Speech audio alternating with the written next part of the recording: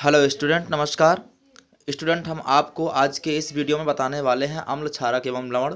इसमें हम बताएंगे अम्ल किसे कहते हैं, क्षारक किसे कहते हैं, अम्लीय सूचक मतलब सूचक किसे कहते हैं।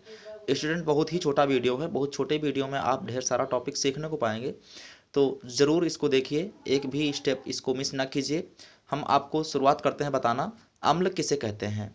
स्टूडेंट, वे पदार्थ जो जलीय विलयन में H+ आयन देते हैं अम्ल कहे जाते हैं। आपको यहाँ पर कुछ एग्जाम्पल देखने को मिल रहे हैं, हम बता रहे हैं आपको। यहाँ पर कुछ अम्ल आप देख सकते हो, जैसे हम आपको दिखा रहे हैं यहाँ पर HCl अम्ल यानी हाइड्रोक्लोरिक अम्ल, H2SO4 मतलब सल्फ्यूरिक अम्ल, HNO3 मतलब नाइट्रिक अम्ल, CH3COOH मतलब एसिटिक अम्ल। ऐसे तमाम तरीके के अम्ल होते हैं स्टूडेंट, जो जल में मिलाने पर H+ आयन देते हैं। स्टूडेंट, अब हम आपको बताएंगे क्षारक। क्षारक किसे कहते हैं, देखिए स्टूडेंट, क्षारक वे पदार्थ होते हैं जो जलीय विलयन में OH- आयन देते हैं। देख रहे हैं आप, जलीय विलयन में OH- आयन देते हैं। जलीय विलयन में OH- आयन देने वाले स्टूडेंट होते हैं क्षारक। क्षारक होते हैं, देखिए यहाँ पर तो हम दो एग्जाम्पल आपको दिखाए गए हैं, NaOH, sodium hydroxide, calcium hydroxide, ऐसे KOH, CaOH वगैरह वगैरह, ये सारे क्षारक होते हैं। बात करते हैं हम सूचक की। सूचक क्या होते हैं स्टूडेंट, सूचक वे पदार्थ होते हैं जो अम्ल और क्षारक की पहचान करवाते हैं। ठीक है स्टूडेंट, सूचक वे पदार्थ होते हैं जो अम्ल और क्षारक की पहचान कराते हैं। हम कुछ प्राकृतिक सूचकों के नाम लेते हैं। एक लिटमस पेपर हो गया, एक फिनाल्फथेलिन ऑरेंज हो गया और एक मेथिल ऑरेंज हो गया। ये हमारे तीनों प्राकृतिक सूचक हैं। अब हम बात करते हैं अम्ल के रासायनिक गुण की। हेडलाइन से देखिए स्टूडेंट, अम्ल के रासायनिक गुण। अम्ल के रासायनिक गुण क्या होते हैं, देखिए हम 3 स्टेप में आपको बताए हैं। यहाँ पर धातु जब अम्ल से क्रिया करता है तो लवण और हाइड्रोजन गैस बनाता है। उसके बाद देख रहे हैं आप, जब कोई धातु कार्बोनेट अम्ल से क्रिया करता है तब लवण, जल और कार्बन डाइऑक्साइड बनाता है। उसी में हम बता रहे हैं आपको, जब कोई धातु हाइड्रोजन कार्बोनेट मतलब धातु बाई कार्बोनेट अम्ल से क्रिया करता है तब भी वही बनाता है जो धातु कार्बोनेट से बनाता है, लवण, जल और कार्बन डाइऑक्साइड। तो स्टूडेंट, हम तीनों को विस्तारित रूप से बताते हैं आपको। सबसे पहले तो प्रश्न ये उठता है कि आप लोग जो है समीकरण को बनाना नहीं जानते हैं, या फिर बना लेते हैं तो उसको आपको तरीका नहीं पता है। कोई नया समीकरण आ जाता है तो उसमें बनाने में आपको दिक्कत होती है। सबसे पहले हम आपको बताएंगे धातु अम्ल से क्रिया कैसे करता है।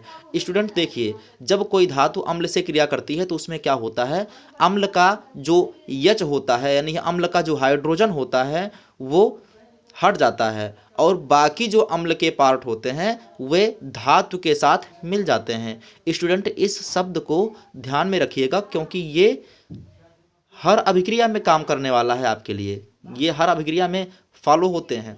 स्टूडेंट, जब कोई अम्ल धातु से क्रिया करता है तब उस अम्ल का हाइड्रोजन विस्थापित हो जाता है और हाइड्रोजन के अतिरिक्त जो भी पार्ट होते हैं वो धातु में मिल जाते हैं। जैसे हम आपको सिखाते हैं। अब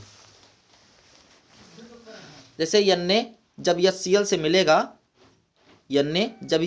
मिलेगा तो HCl एक अम्ल है, इसमें का H जो है विस्थापित हो जाएगा, बचेगा क्या, Cl। तो ये Cl Na के साथ मिल जाएगा, यानी बनेगा हमारा क्या, उत्पाद हमारा बनेगा NaCl प्लस H2O। देख रहे हैं स्टूडेंट, जब सोडियम को हाइड्रोक्लोरिक अम्ल से क्रिया करवाई गई तब NaCl लवण और हाइड्रोजन गैस बनी। उसी प्रकार हम देखते हैं यहाँ पर Mg को जब हाइड्रोक्लोरिक अम्ल से क्रिया करवाया जाएगा तो MgCl2 और हाइड्रोजन गैस बनेगी। Na को यानी सोडियम को जब सल्फ्यूरिक अम्ल से क्रिया करवाई जाएगी तब सोडियम सल्फेट और हाइड्रोजन गैस बनेगी। अब देख रहे हैं जब आप Mg को सल्फ्यूरिक अम्ल से क्रिया करवाएंगे तब आप MgSO4 लवण पाएंगे और हाइड्रोजन गैस पाएंगे।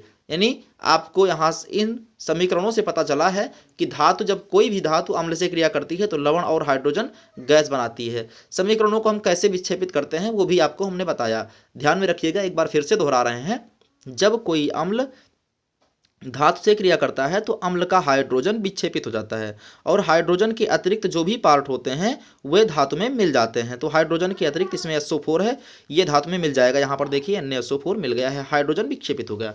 अब वही हम बात करते हैं अम्ल की धातु कार्बोनेट से क्रिया। जब कोई अम्ल धातु कार्बोनेट से क्रिया करता है स्टूडेंट, इसमें भी वही है, अम्ल का हाइड्रोजन विक्षेपित होगा और जो अम्ल में हाइड्रोजन के अलावा जो भी पार्ट हैं वे धातु में मिलेंगे। तो देखिए जैसे Na2CO3 मतलब सोडियम कार्बोनेट ने HCl से क्रिया किया, सोडियम कार्बोनेट ने HCl से क्रिया किया तो क्या बना रहा है, NaCl बना रहा है और H2O यानी जल और कार्बन डाइऑक्साइड बना रहा है। स्टूडेंट वही है, देखिए जब कैल्शियम कार्बोनेट ने HCl से क्रिया किया तो कैल्शियम क्लोराइड H2O और CO2 बना रहा है। ऐसे आप एक नहीं अनेक एग्जाम्पल के माध्यम से आप उदाहरणों को समझ सकते हैं। अपने मन से तमाम एग्जाम्पल लीजिएगा आप लोग। कैल्शियम कार्बोनेट है, सोडियम कार्बोनेट है, पोटेशियम कार्बोनेट है और उसी में हाइड्रोक्लोरिक अम्ल है, HCl है, H2SO4 है, HNO3 है। इन सारे अम्लों से आप सब धातु कार्बोनेटों की क्रिया करवाना, आपको अच्छे से आ जाएगा। अब हम बात करते हैं अम्ल की धातु बाई कार्बोनेट से क्रिया। जब कोई अम्ल धातु बाई कार्बोनेट से क्रिया करता है तो क्या होता है, लवण, जल और कार्बन डाइऑक्साइड ही बनता है। स्टूडेंट रूल वही फॉलो होगा, HCl का जो अम्ल का जो हाइड्रोजन होगा वो विक्षेपित ही होगा और जो अतिरिक्त पार्ट होगा वो धातु के साथ मिल जाएगा, यानी Na के साथ यहाँ पर मिल जाएगा। अब देखते हैं Na यानी सोडियम हाइड्रोजन कार्बोनेट को जब HCl में हम मिलाते हैं तब NaCl यानी लवण, जल और कार्बन डाइऑक्साइड बन जाता है।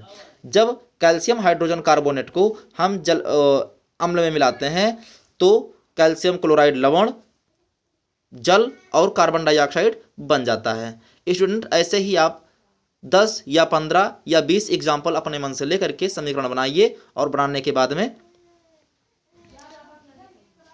बाद में आप उसको खुद ही जान जाएंगे, खुद ही सीख जाएंगे। रासायनिक गुणों के बारे में कुछ बताना नहीं पड़ेगा। बात करते हैं उदासीनीकरण अभिक्रिया की। स्टूडेंट उदासीनीकरण अभिक्रिया क्या है, देखिए यहाँ पर देख रहे हैं आप, जब कोई अम्ल क्षारक से क्रिया करता है तो अम्ल की अम्लता और क्षारक की क्षारकीयता दोनों नष्ट हो जाती है,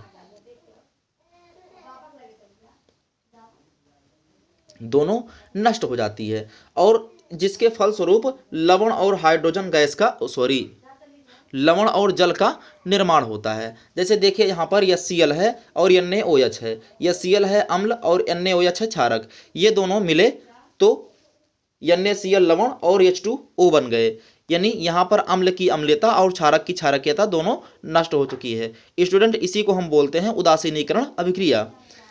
अब देखते हैं हम वहीं पे जब अम्ल धातु ऑक्साइड से क्रिया करता है तो क्या बनाता है। जब कोई अम्ल धातु ऑक्साइड से क्रिया करता है तब लवण और जल बनाता है। स्टूडेंट पीछे एक कदम पीछे भी चलिए, जब कोई अम्ल क्षारक से क्रिया कर रहा है तो लवण और जल बना रहा है। वहीं पर देखिए जब कोई अम्ल धातु ऑक्साइड से क्रिया कर रहा है तो लवण और जल ही बना रहा है। इसका मतलब कि जो धातु ऑक्साइड होता है उसकी प्रकृति क्षारकीय होती है। स्टूडेंट विकल्प में आपको मिल सकता है ये कि धातु ऑक्साइड की प्रकृति क्षारकीय होती है। बात करते हैं हम तनुकरण की। जब अम्ल और क्षारक को जल में हम मिलाते हैं, जब अम्ल और क्षारक को हम जल में मिलाते हैं तो उस अम्ल में H+ आयन की सांद्रता और क्षारक में OH- आयन की सांद्रता में कमी हो जाती है, यानी उनकी सांद्रता के आयतन में कमी हो जाती है और उसके बाद जो अम्ल और क्षारक तैयार होते हैं, बनते हैं, उसे हम कहते हैं तनु अम्ल व तनु क्षारक। अब हम बात करते हैं स्टूडेंट अम्ल के जलीय विलयन की। इससे संबंधित कई प्रश्न पूछे जाते हैं, जैसे अम्ल का जलीय विलयन H+ विद्युत का चालन क्यों करता है, अम्ल को जल में मिलाने पर ही वह अम्लीय अभिलक्षण क्यों प्रदर्शित करता है। ऐसे तमाम तरीके के क्वेश्चन। स्टूडेंट देखिए जब हम अम्ल को जल में मिलाते हैं तब अम्ल का हाइड्रोजन इस जल में आकर मिल जाता है और Cl हमारा विक्षेपित हो जाता है। अब जब हम अम्ल को जल में मिलाते हैं तब अम्ल का H आकर जल में मिल जाता है और बना लेता है H3O धन आयन, जिसे हम बोलते हैं हाइड्रोनियम आयन। स्टूडेंट इसे हम हाइड्रोनियम आयन बोलते हैं और बाकी जो Cl होता है वो विक्षेपित हो जाता है। ये H3O जब तक पानी में रहता है तब तक पानी विद्युत का चालन करता है। जैसे जो बैटरी में पानी पड़ता है वो यही पानी पड़ता है। स्टूडेंट हम जब देख लेते हैं कि बैटरा यूज होते होते उसमें विद्युत चालन होना बंद हो गया है, मतलब तब उसमें वो तभी तक चालन करेगा जब तक यहाँ H3O जल में रहेगा और जब H3O खत्म हो जाएगा जल से तब वह चालन करना बंद कर देगा, यानी ये केवल साधारण जल ही बचेगा। स्टूडेंट आज के वीडियो में सिर्फ इतना ही। हम आगे आपसे मिलते हैं अगले वीडियो में, और वो सामाजिक विज्ञान का ही वीडियो होगा।